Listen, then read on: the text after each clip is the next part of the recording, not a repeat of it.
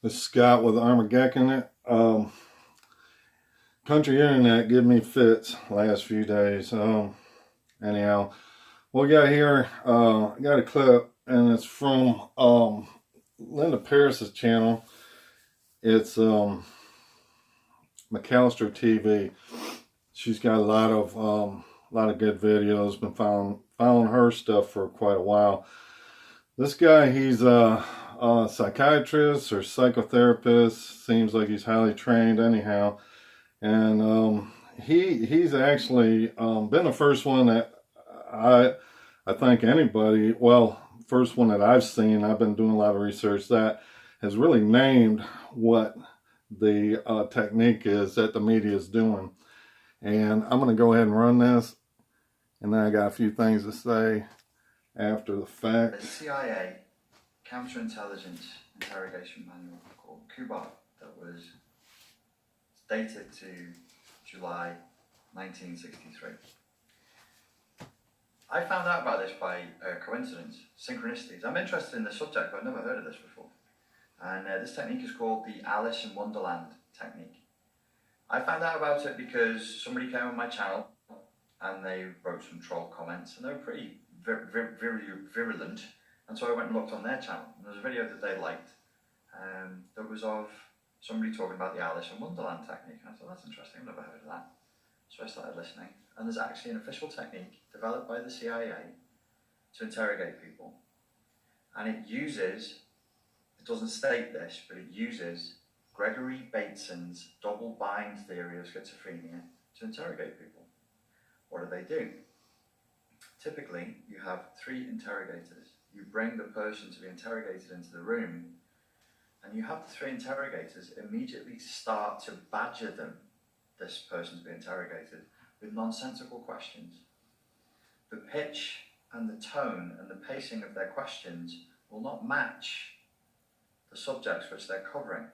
Oftentimes the subjects that they're asking the person being interrogated about are nonsensical. They go nowhere, they mean nothing. The purpose stated in the interrogation technique is not just to obliterate the normal. The purpose is also to replace that which is normal with the mind-bogglingly bizarre, so the person goes into a state of deep trauma that is so awful they would rather give up their secrets and return to a reality that makes sense than have to continue with more days. It takes days for them to crack, usually. But then deal with more of this babble. Based on what we know about psychology, based on Gregory Bateson's double blind theory of schizophrenia, this should work very, very well. It's called the Alice in Wonderland technique. This synchronicity came off the back of a video where I said, look, if you feel confused in a relationship, that's a sign. Not a guarantee, but it's a red flag for me.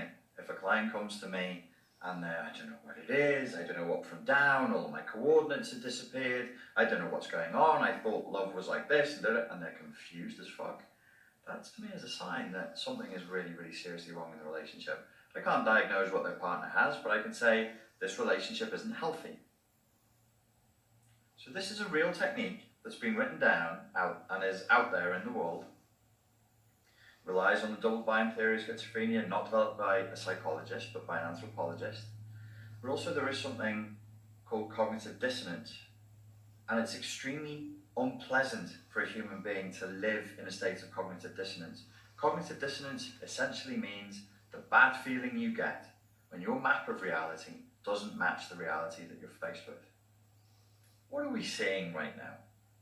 What's going on in culture right now?